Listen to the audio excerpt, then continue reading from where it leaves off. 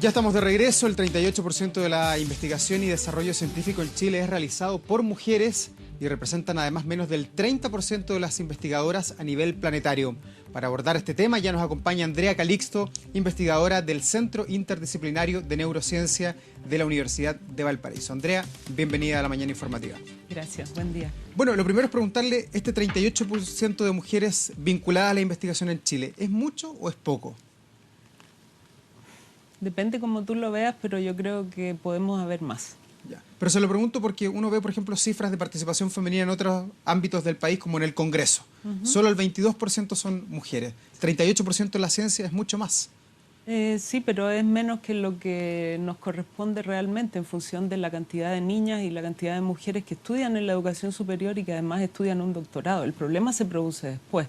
No es que no haya interés por la ciencia. Hay muchas mujeres, por ejemplo, mi laboratorio está casi compuesto enteramente por mujeres.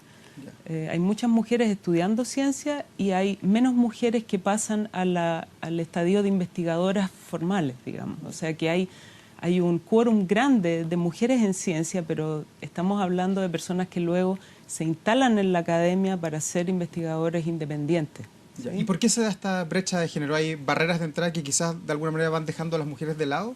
Sí, bueno, yo tengo una opinión personal que también está apoyada por cifras, porque este no es un problema de Chile, este es un problema mundial realmente. Es decir, nosotras tenemos problemas para enfrentar los desafíos de la ciencia desde el punto de vista familiar, desde el punto de vista social, desde el punto de vista global de todo lo que significa ser una mujer, una mamá en la ciencia. La sociedad no apoya mucho, entonces hay estudios bastante serios considerando países donde hay una gran cantidad de extranjeros, es decir, que no está supeditado a una nacionalidad, donde las mujeres no tienen apoyo realmente para poder hacer lo que se requiere en ciencia, mientras que los hombres sí lo tienen. Es mucho más frecuente encontrar a un hombre que tiene una mujer que lo va a apoyar en todos los devenires de la ciencia que una mujer en igual condición. Eso es una de las causas que se piensa que son las razones de por qué hay muchas mujeres estudiando ciencia y hay pocas investigadores principales o gente que se involucra en la ciencia de manera más permanente con cargos de liderazgo, etc. Pero ¿el Estado está promoviendo los liderazgos femeninos para que sigan avanzando en la ciencia? Muy recientemente eso se está viendo, digamos. Ahora estamos viendo más mujeres líderes, más mujeres que están hablando el tema de por qué hay pocas mujeres. Es decir, eso es algo lo cual hay que trabajar muchísimo en ello. Y también yo pienso que es un tema global desde que somos chiquititas. Esto también se ha hablado bastante en otras sociedades, digamos. Esto es un tema transversal mundial, ¿sí? Nosotros en Chile no estamos exentos de aquello. Y quizás acá tenemos índices peores que en otras zonas también de Latinoamérica y del mundo. ¿Y cuáles son las disciplinas de la ciencia que están más al debe en cuanto a la participación de mujeres hoy día en nuestro país? Bueno, las ciencias ya más duras, digamos, las ciencias exactas, por ejemplo, las ingenierías, la física, la química, etcétera. Nosotros en biología tenemos un déficit grande también, pero es menos déficit que en las ciencias tradicionalmente conocidas como ciencias masculinas. No porque las mujeres no quieran ni no puedan, sino que porque ha habido un sesgo anterior que lo define de esa manera. Este es un tema súper importante y que también hay cosas que son del conocimiento general y hay otras que yo te voy a hablar desde mi opinión personal. Claro. ¿Y cuánto influyen también las heteronormas que tenemos metidas acá en la cabeza como chilenos y como país, por ejemplo, de que las ingenierías son solamente para los hombres? Sí, claro, eso es un problema gravísimo. De hecho, yo he escuchado varias ingenieras que se desarrollan en otros países y en Chile también que describen la cantidad de trabas que han tenido a lo largo de su carrera para poder graduarse, para siquiera ser aceptadas dentro de una clase que es mayormente compuesta por hombres. Entonces, una mujer para llegar a un lugar estereotipadamente ocupado por hombres tiene que ser muchísimo mejor. ¿Qué es lo que pasa con todos los grupos discriminados? No solamente esto pasa con las mujeres, también pasa con las personas que han sido históricamente discriminadas por raza, por ejemplo, en otras partes. Siempre esos individuos cuando llegan al lugar tradicionalmente ocupado por los grupos no discriminados tienen que ser infinitamente mejores. Y desde ese punto de vista, ¿eso se podría estimular, por ejemplo, fijando cuotas de género en algunas carreras universitarias que hoy día son tradicionalmente de hombres? Eso es sumamente controversial y hay mujeres que lo encuentran incluso ofensivo, porque pensamos, digamos, que no necesitamos ser ayudadas de esa manera, pero eso es controversial. Yo pienso que yo te tengo que hablar un poco desde mi perspectiva personal también, porque yo me crié en un país donde no había ese sesgo. ¿Usted es cubana? Sí, yo me crié en Cuba, soy prácticamente cubana y luego también me eduqué en los Estados Unidos, por lo tanto yo tengo un background diferente, nunca me sentí menoscabada ni menospreciada en mi condición de mujer, muy por el contrario, es un tema que que no es un problema, es algo que es un sobreentendido. Las mujeres y los hombres somos iguales en tanto a las oportunidades que tenemos que tener, por lo tanto solamente está basado en el mérito la selección. Entonces yo vengo desde otra escuela, te das cuenta, aquí es donde realmente me he encontrado con que realmente hay estereotipos extremadamente fundados es decir, son infundados pero tienen fundaciones profundas. Pero a la hora de debatir sobre ciencia, ¿usted como mujer se ha sentido, por ejemplo, desplazada en el debate teórico acá en Chile? Con los pares no realmente, yo no he sentido eso, pero yo tampoco me pongo en esa posición. Es decir, yo no me acarreo como una mujer en una situación particular. Cuando hablo de ciencia estoy hablando de la curiosidad, estoy hablando del grupo, de la investigación, no parto desde esa premisa. Sin embargo, desde que estoy en Chile me he dado cuenta de que eso sí es importante, porque yo además soy profesora, entonces tengo estudiantes mujeres que siento que necesitan también un apoyo, necesitan confirmación, muchas veces necesitan permiso, que no tiene nada que ver con su capacidad académica. Son todas niñas extremadamente buenas, pero estamos hablando de otro componente, no es el componente cognitivo ni de posibilidades reales, estamos hablando de un estigma, ¿cierto? Entonces eso es sobre lo que hay que trabajar. Volviendo a tu pregunta acerca de las cuotas, de nuevo, yo no puedo decir, esto es como un fenómeno de afirmación positiva, en donde hay que hacer a propósito la inclusión de mujeres para poder desarmar esta brecha. Yo creo que eso tiene un valor sumamente grande, aunque yo como Andrea Calixto no siento que necesitan darme una cuota, creo que es un tema que tenemos que conversar y que también hay que escuchar a las mujeres que tienen opiniones a favor y en contra de aquello. Y en este intento de nuestro país de superar estas brechas entre hombres y mujeres, ¿ayuda a la creación del Ministerio de Ciencias, tener esta institucionalidad que de a poco además ha ido creando seremías a lo largo del país, muchas de ellas mujeres? Mujeres, sí, por supuesto que sí. Por supuesto que sí, porque eso le da un peso específico, le da importancia a la ciencia y también al ver figuras femeninas es realmente liberador, es lindo además, es importante porque tenemos que estar representadas tales como somos representantes de la vida cotidiana. Además que las mujeres aportamos a la ciencia con elementos que son muy valiosos en el quehacer científico, la creatividad, por ejemplo, la cooperatividad, la generosidad en el trabajo son características que no son exclusivas de las mujeres, pero que son muy visibles en mujeres. Y yo te lo digo porque lo he experimentado. Mi laboratorio no está conformado el 100% por mujeres, pero tengo muchas mujeres en su mayoría y realmente es un placer.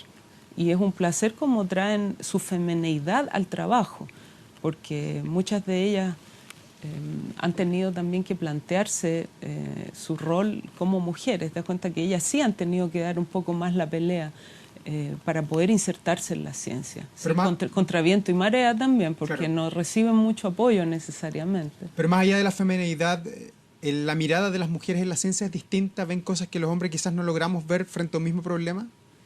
No podría atreverme a hacer esa afirmación. No quiero ofender a mis colegas, que los estimo muchísimo. Yo trabajo con muchos hombres y no podría decir eso. Yo creo que traemos la diversidad que trae cada persona en sí. Digamos, el valor de cada individuo en esto es sumamente importante, sea hombre o mujer. Pero es importante tener mujeres, porque sí nuestras visiones son distintas, pero es particular de cada individuo. Lo que sí yo te puedo decir es que tener mujeres en una institución académica es muy inspirador para las niñas, es muy inspirador para las estudiantes que están cursando las carreras. porque ellas creen que es posible. No hay nada más lindo que el ejemplo. Cuando uno da el ejemplo no tiene que hablar tanto. ¿Qué le dice usted a las estudiantes pequeñas, no de universitarias, sino de colegio, cuando saben que usted es científica y le dicen yo también quiero ser científica? ¿Cuál es el consejo que se le puede dar? Bueno, que busquen sus espacios y que defiendan su derecho a hacer ciencia y a desarrollar la creatividad, porque la ciencia como concepto en sí es muy amplio. Cada cual vive la ciencia desde su mirada y de su cultura, ¿sí? Pero el derecho a la investigación, el derecho a descubrir lo que es tu curiosidad, es algo que debemos realmente resaltar en nuestros niños y en nuestras niñas. Eso es algo que es muy poderoso también para el desarrollo social de un país, para la forma de pensar, para la forma de mirar la realidad. Es decir, el pensamiento científico es algo relevante para no caer ni en el prejuicio ni en la falacia. Por lo tanto, yo lo encuentro necesario para todos, ¿sí? Específicamente, tú me estás preguntando de las niñas, porque sí tenemos un problema ahí y yo quiero hacer un llamado también a los padres, a las profesoras, a los profesores de las niñas, que nunca las detengan, no le pongan estereotipos. Las niñas tenemos los mismos derechos que los varones y también aportamos ingredientes que otros no tienen, en tanto mujer, en tanto niña y en tanto persona distinta también. Claro, ¿y cómo se puede fomentar eso desde la primera infancia? Muchas veces uno lo ve un cumpleaños de un niño de 4 años y uno le lleva una muñeca a una mujer y a un hombre, no sé, un volcán para que vea cómo son las erupciones. Exactamente, ahí lo tienes. Tú mismo me has dado la respuesta. Tenemos que desestereotipar los regalos. A mí nunca de niña me gustaron los regalos estereotipados de cuidar la casa, de cocinar ni de barrer. De hecho, me enojaba mucho cuando en condiciones de premios que había que darle a niñas y a niños, a mí me tocaba una escoba y un set de tacitas. Yo quería que me dieran un puzzle o que me dieran un juego de desarrollo de habilidades. ¿Te das cuenta? Es decir, hay un montón de juguetes que son extremadamente estereotipados y no deberían ser. Los juguetes son juguetes, no deberían ser juguetes de niños y juguetes de varones, para partir por ahí. Cuando a las niñas se las lleva también a un museo, cuando se las lleva a una biblioteca, déjenlas libres, no les pongan restricciones, no hay lectura ni actividades de niñita y de niñito. Déjenlo ser un ser humano, que se vista como quiera, que lea lo que quiera. Eso hay que dejarlo ser también y promover esas cosas lindas que ellos solitos te van a mostrar. ¿Y eso es responsabilidad de los papás o también es responsabilidad de los colegios, de las mallas curriculares que tiene el Ministerio de Educación de Chile? De todo eso, pero de los padres para partir, de los familiares, no solo los padres, los hermanos, las tías, todo el conjunto social realmente, que no es menor, porque todas las sociedades, aunque sean un poco más sofisticadas, tienen cierto sesgo porque eso es más incontrolable, porque cualquiera tiene derecho a decirle algo a un niño, o por lo menos eso es lo que ocurre, digamos, cualquiera te da un comentario, a lo mejor un comentario que te marca para después. Entonces hay que ponerse más atento con lo que uno transmite a las generaciones más jóvenes. ¿Y qué responsabilidad hay en los premios nacionales que son mujeres? Por ejemplo, María Teresa Ruiz, que la vemos siempre en la televisión como astrónoma, pero también hay otros premios nacionales que no los vemos en el debate. Ligia Gargalo, está mirando a Dora Albir, que no me ha tocado nunca entrevistarla, pero quizás también hay una responsabilidad de aquellas personas que son galardonadas como los mejores en sus disciplinas. Sí, sería lindo saber qué es lo que piensan, pero también el hecho que ellos existan nomás es algo que es importante, porque como te manifestaba antes, a mí me parece que la imagen y el ejemplo es algo poderoso. Es decir, es mucho más fuerte que tú veas una mujer científica moviéndose libremente por la vida a que yo te diga una mujer debe moverse libremente por la vida. Si yo la estoy viendo, eso es una evidencia muchísimo más poderosa para nuestras niñas también y nuestros niños, porque eso es algo que tiene que evolucionarse en conjunto. No podemos vivir esto como una controversia niña versus niño, hombre versus mujer. Todos tenemos que construir este mundo donde como personas tenemos derecho a cumplir nuestros sueños, y eso es al final, tú tienes derecho a realizar tus sueños, y en esta jugada histórica los hombres han tenido más derecho que nosotros a realizar sus sueños. Claro, y quizás también hay alguna responsabilidad de nosotros los medios de comunicación de no buscar quizás con el mismo ímpetu las voces femeninas sobre ciertos temas. Exacto, qué lindo que lo diga un hombre también, un compañero, porque nosotros necesitamos compañeros en este progreso que nos hace tanta falta, digamos, pero sin plantearlo como un antagonismo, sino que como algo que nos hace bien a todos. Andrea Calixto, muchas gracias por esta interesante conversación aquí en La Mañana Informativa. Muchas gracias a ti.